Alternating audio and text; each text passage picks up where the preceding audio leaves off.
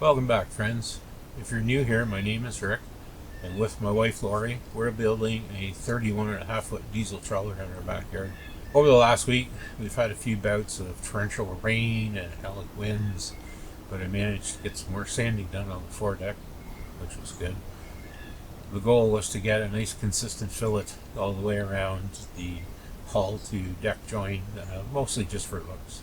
On Monday, Labor Day, I decided to get out my HVLP spray gun and set it up and try my hand at spray painting because I want to noisy bugger. Anyways, I want to try my hand at some spray painting. I've never attempted anything on this scale before. I've done a few small patch panels on my car, etc. But this is an order of magnitude a few times higher than that. So you're going to want to see that. I go through the setup of the HVLP gun and all its settings step by step.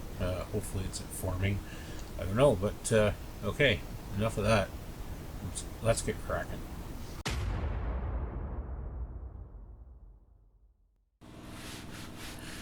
Well, here we go again, friends. Down on my knees, deep in the dust. And this time we're trying to create a consistent fillet all the way around the hull to deck joints and the deck joint from the cabin to the side decks. And I'm using a round Durablock sander and some 80 grit sandpaper here to try and accomplish that.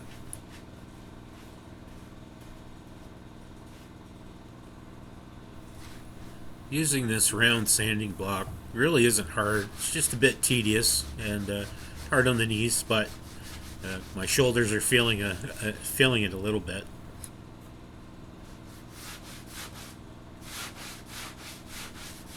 The whole process of fairing is, by its nature, tedious. You lay on one layer of filler, sand it down, the defects get smaller. You put on another layer, you sand that down, the defects get smaller to the point where you hope you know when to stop and that the primer is going to cover up all your sins.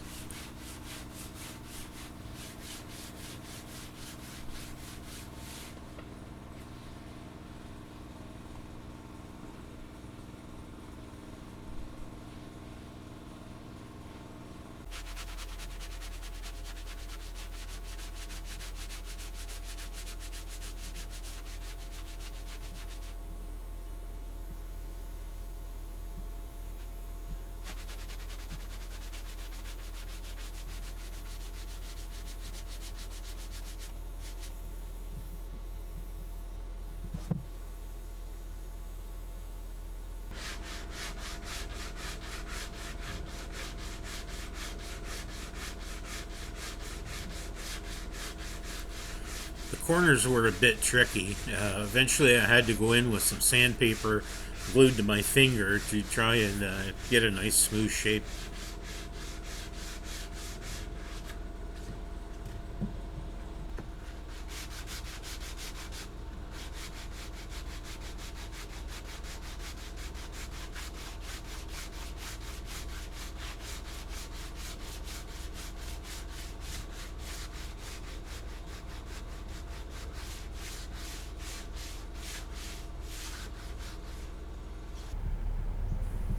So I'm trying a little experiment here. After the first round of sanding on the raw fillets, there's a lot of little divots and bubbles and things like that that needed to be faired out, and I didn't want to heap on a whole bunch more of this polyester filler only to have to sand most of it off. So I thought maybe I'll try brushing it on and hoping that that will fill the small defects and a lighter sanding would result.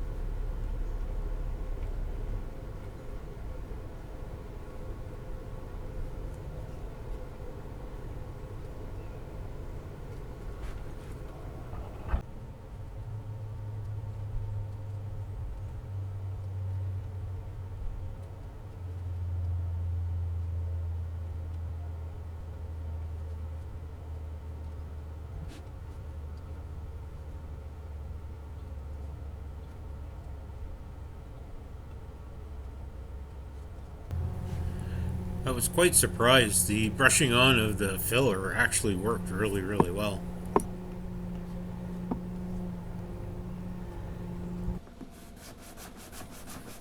These last few clips are from the next day, and we're coming down the home stretch.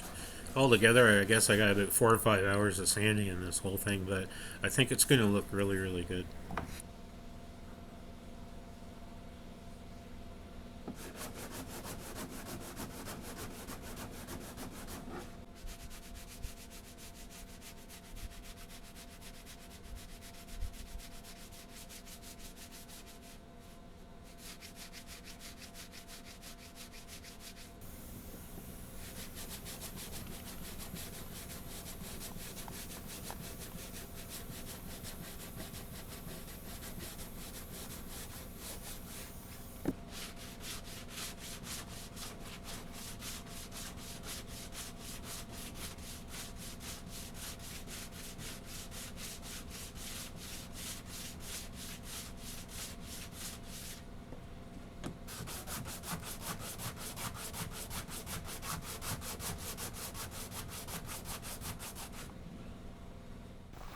Getting ready here to try my hand at something completely different.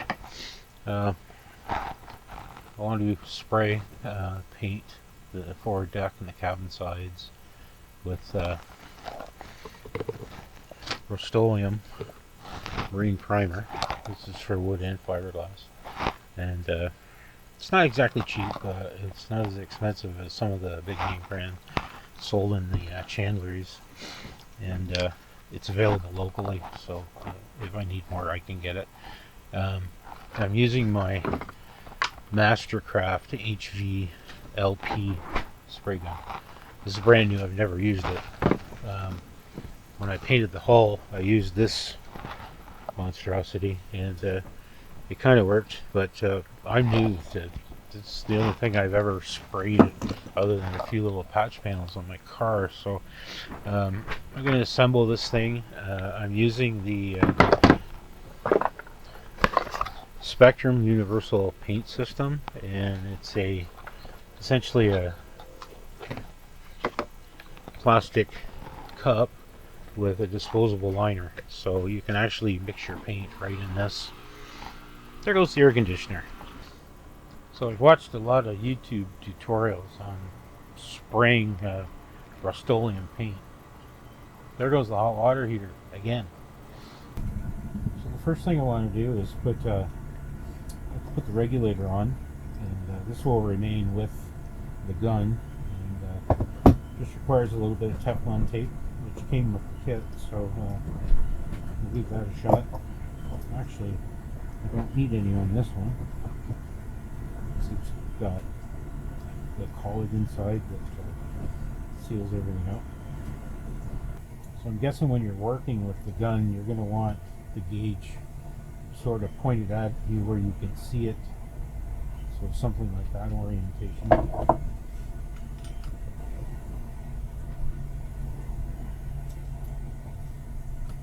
And while I'm down here, this little thumb screw is what controls the airflow into the gun, and this would be used if you had a smaller compressor and no gauge, and then you would learn, as a lot of the pros say, by sound you would know that you're getting enough air, but for this purpose we need to open that wide open, and we'll control the air into the gun with the regulator.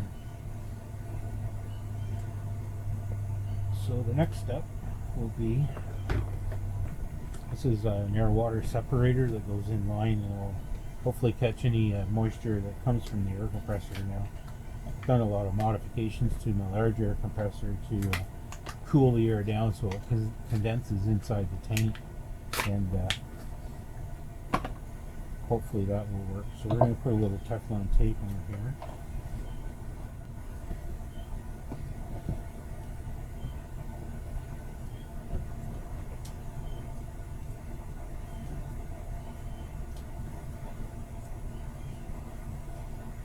You never really know when to stop, put the tape on, so you should go 3 or 4 wraps.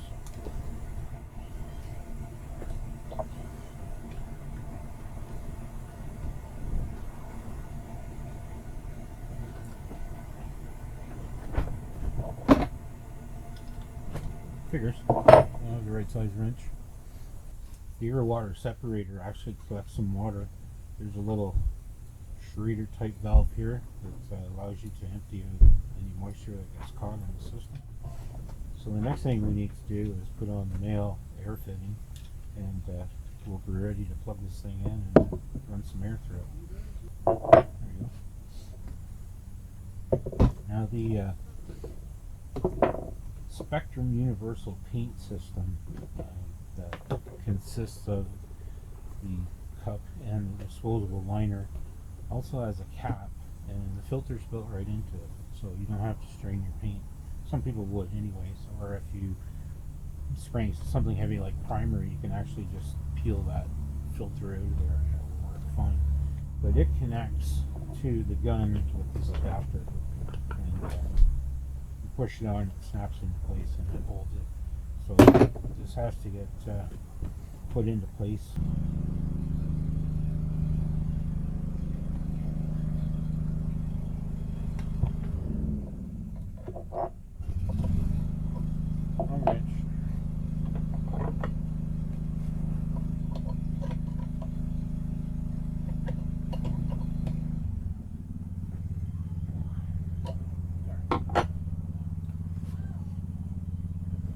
So the next thing I'm going to do is we're going to mix a little paint, and this is Rustoleum's Topside paint, satin white.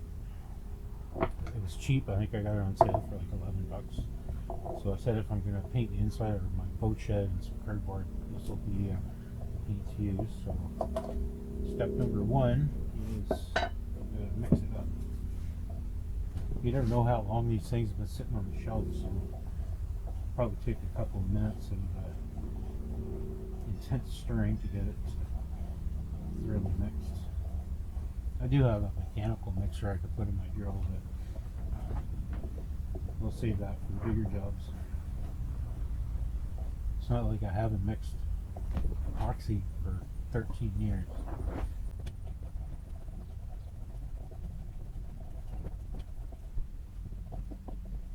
Kind of slow.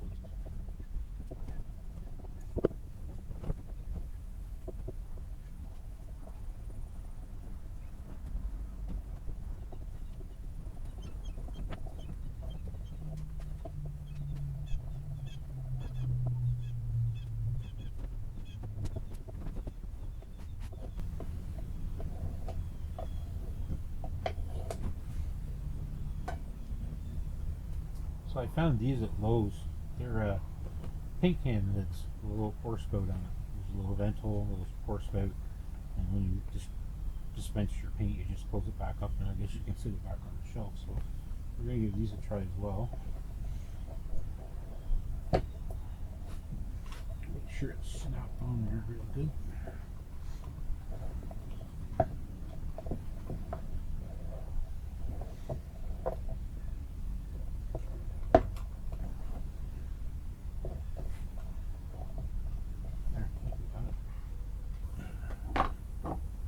I've already marked out the mixing cup, and what I want to do is I want to do 3 parts of Rustoleum paint to 1 part of acetone, just a little tiny bit more. That's a 25% reduction, and I've seen numbers as high as 50, but the consensus seems to be somewhere around 30.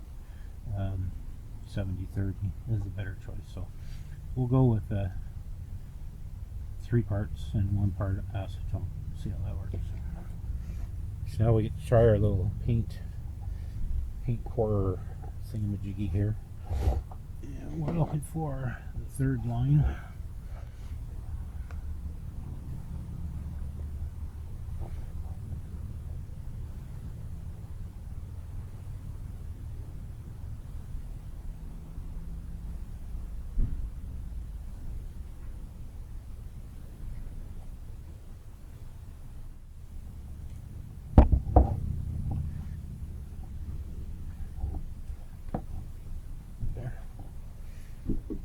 Pretty well. Now we're going to do the acetone by hand, and the only can I could get was all dented to crap. So I'll just have to be very careful. So again, we're looking to get to the 3, maybe a little tiny bit more, but not much.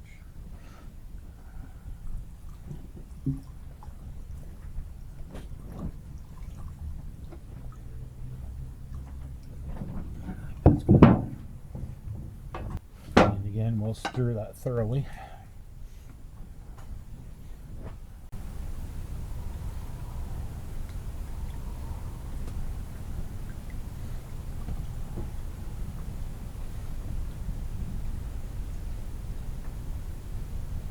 Quite goopy. My gun has a 1.4 nozzle on it, which this paint should be okay with. When I go to spray the primer, I'll have to put a much larger nozzle on it, which I don't have yet. So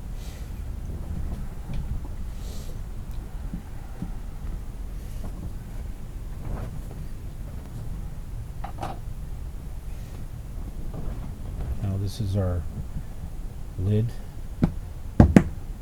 Snaps into place. There's this fancy little locking ring here to secure it into place. Now, if you had more of these outer containers, you can use these little plugs to stop up the whole system, and it's just so you can mix up probably a few batches ahead and allow you to just keep spraying until it's done. Our plug out. And the way this is supposed to work is something like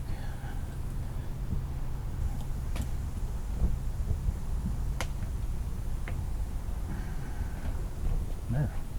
It's locked into place. Ready to spray. So I'm going to get masked up in safety glasses and we'll give this a shot, see how it works.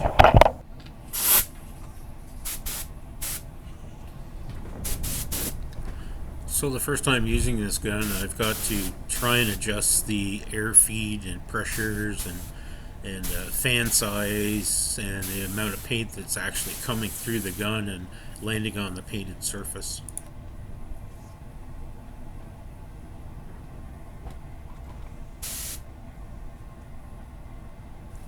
So this knob that I'm messing with is the one that adjusts the amount of paint that's flowing through the tip. So I put an indicator mark on it to show me where I started, and then through trial and error I can adjust it to what I think is the correct amount of paint.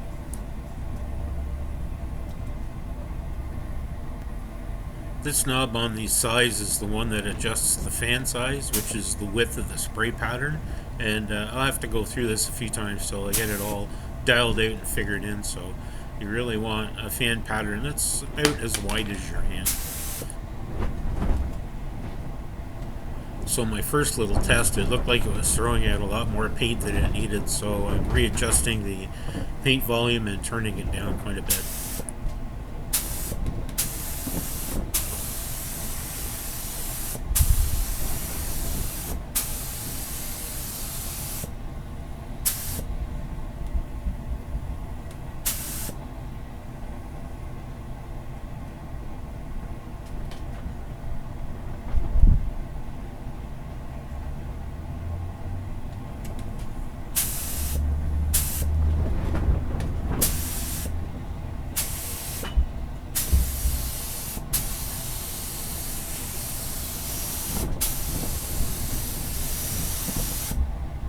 After all that fairing, I'm hoping to be spraying primer on the foredeck and the forward cabin that I'm sitting on next week.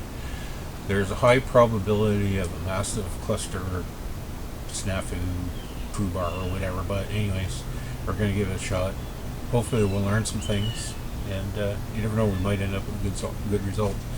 Fingers crossed. So until next week, from Lori and I, be well, stay happy. Cheers.